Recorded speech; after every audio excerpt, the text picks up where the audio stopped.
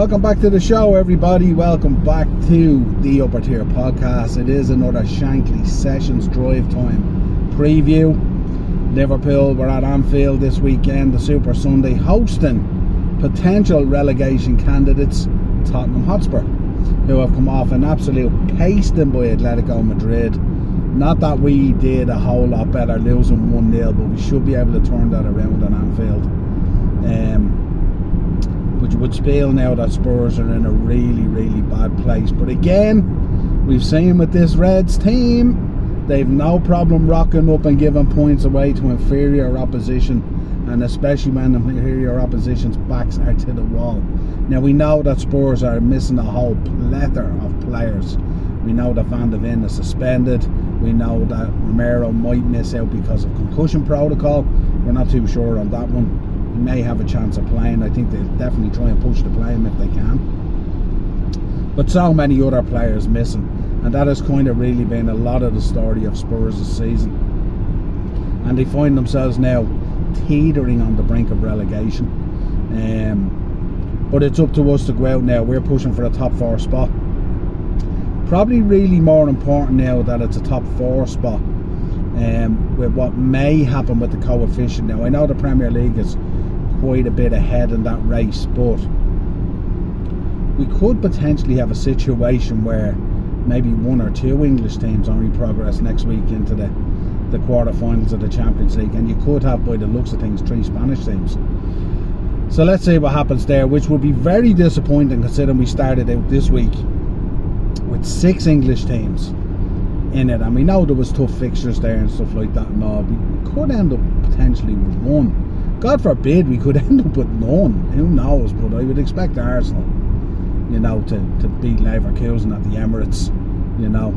I would hope that Liverpool can turn around a 1-0 Galatasaray defeat at Anfield. And who knows? Even maybe Newcastle can do a madness at the New Camp, the Spotify, as they say. But let's see what happens there. Like, we wouldn't have a lot of hope on some of these, but hope is all that we have sometimes, And remember, there's only ever 1 English team that's ever turned around a 3-goal deficit in a Champions League game, and that is the great Liverpool side that won 4-0 against Barcelona, corner taken quickly. We remember it well. So there we go. So let's see what happens. But yeah, Spurs this weekend.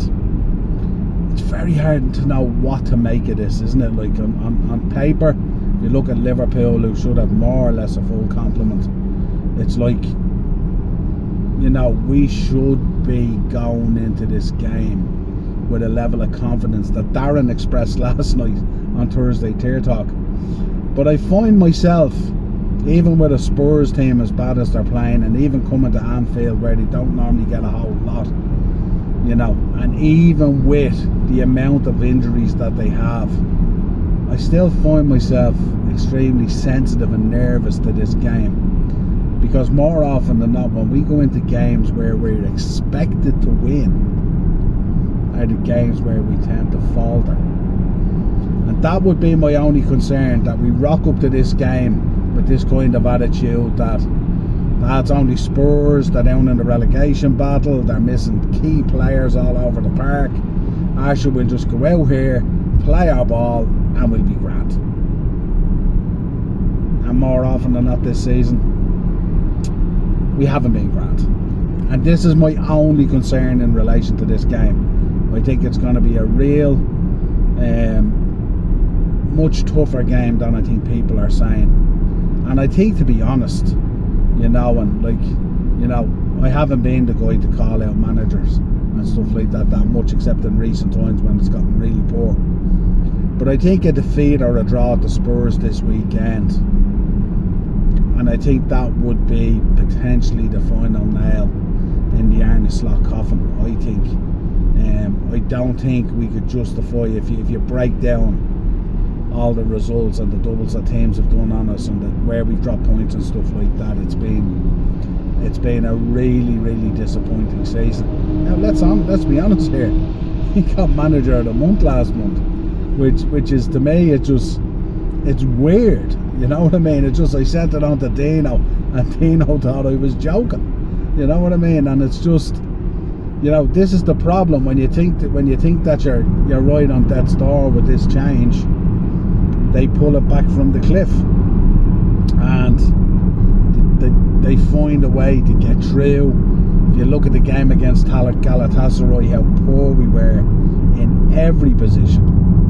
Like, no one's walking off that park. And I already spoke about the protection afforded to Mo Salah and all this kind of thing, you know. And it just boggles my mind that, you know, no one wants to call things at times for what they are, you know what I mean? Because they live in the past. And this team and this fan base living in the past is why it took us 30 years to get back to the summit. That's the reality, or 20 years to get back to the summit, or whatever it was, you know what I mean? So that's my biggest problem, you know, with this. That, like, you know, you can't live on past glories where we rejoice about them and we celebrate them, and when they come around we mark the occasion and stuff like that and all. I don't think that's what Bob Paisley or Joe Fagan would have done, or, you know, even Kenny Shankly. That wasn't their modus, let's say. Their modus, let's say, was always the next game, always the next trophy, always the next success, always looking forward, never looking back too much. Build on what you've done in the past, but push on from it and improve and get better and better and better. What my good friend off this podcast at times, Dano, calls building a dynasty. So with this Spurs game, it's going to be interesting to see. I don't know what the lineup is going to be for Spurs. You know, with Mickey van de Ven out and all now, what do they go with? Do they go with Dragusin and Danso at the back, and maybe Darren was saying maybe go with a back three and drop Helena in there if Romero isn't available? You know, what does that mean then if you're taking Helena out of the midfield? Do they lose that bit of bite in midfield and get overrun? Is Archie Gray going to be running around the park literally taking up 10 positions? It's a difficult period for Spurs, and pending results, Spurs could find themselves potentially dropping into the bottom three. West Ham are playing Man City, hosting Man City. Man City normally do okay down there. Haaland will want to bounce back after a really poor showing in the Champions League, 3-0 to Real Madrid. So will they be looking with one eye and that coming up the return leg? Will they be staying focused on trying to stay in a tight race? Remember, by the time that match comes around, they could be 10 points behind Arsenal. That's a massive gap. Now there would be 2 games, plus the game they have to play as well. But the power now is in Arsenal's hands, and who wouldn't expect Arsenal to go and do a job, you know? But let's see what happens on that one.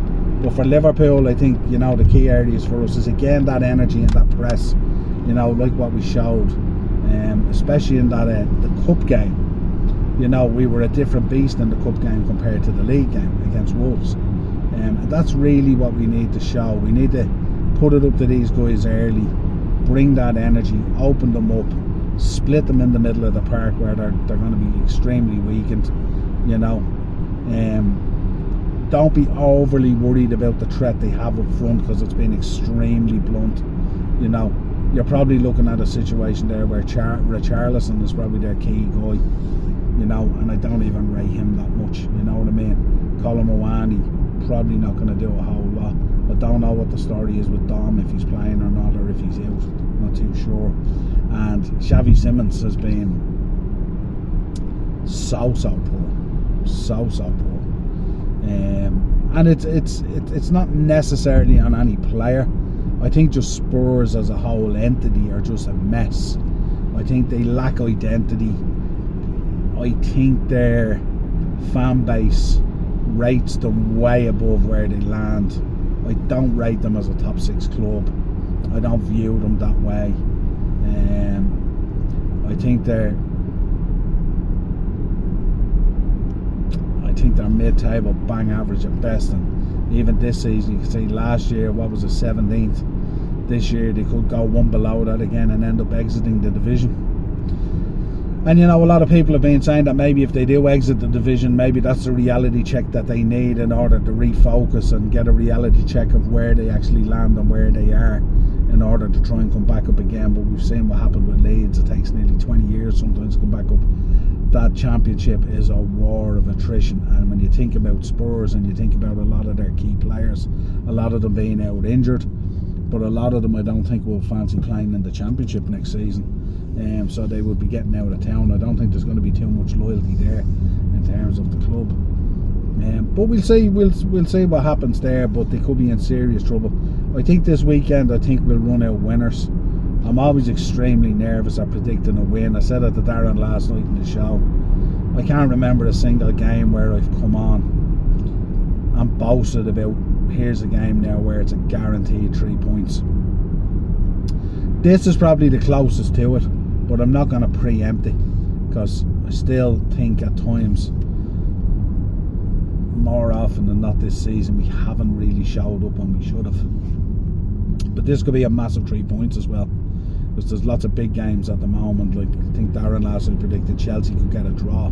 If Chelsea could get a draw and we could get a win, and if we could start opening up a little bit of a gap there, that would be really, really cool. But I think we need to be sensitive to the fact that, now looking at the landscape in the Champions League and all, maybe that coefficient isn't exactly as nailed on as what we would have thought. So let's see what happens next week. We'll tell the tale. But we have to go out and we have to be professional, put Spurs to the sword, get the 3 points, move on. That's what we need to do, and then be fully focused on that second leg in that Galatasaray game and try and turn that 1-0 deficit around. I'm going to go 3-1. I don't think we'll keep a clean sheet because it just simply isn't in us, for whatever reason as well. But I think there will be goals in this, and I think it's important that if we do kind of ratchet up the pressure and the press early, that rather than what happened in the Galatasaray game, we need to take those chances. It's really, really important that those boys up front just start humming and scoring goals. I mean, with the exception of Ekitike, it's been, and maybe Dom, I suppose you could argue, it's been pretty uneventful, as they would say. So I'm going for a 3-1 win to the Reds, put the 3 points on the board, get up into that top 4, see how the other results go. But also be fully focused and mindful of the fact that, maybe this coefficient is not as nailed on as it was, and it'd be an absolute stinker to finish 5th and not get that coefficient position. Let us know your thoughts in the comments. Let us know who are they going to go with. Are we getting Frimpong back in the right back position? Does he start Robbo or Kerkez? What's the front line going to look like? Does Cody come in? You'd be a brave man to put any money on Rio for one reason or another. Are we going to get Cody arm cast starting? Who knows? But let us know your predictions for the lineup. Let us know your predictions for the scoreline. And also tell me, you think this Liverpool side can turn this Galatasaray result around? That would be massive for us. We will talk to you again real soon. We'll be back with a match reaction. We may or may not do a watch along. We'll see. Sunday tends to be a kind of a busy day for me family wise, but we'll see. Can we throw a watch along on? I think it'd be good to do that. Have a great weekend, folks. Enjoy the football. See can you recover any losses from Cheltenham today if you can. If you're having a bet, remember, always gamble responsibly, and like, share and subscribe to the channel. If you're looking for the Liverpool content specifically, there's a playlist there. It is the Shankly Sessions, and we'll talk to you again real soon. Cheers, folks.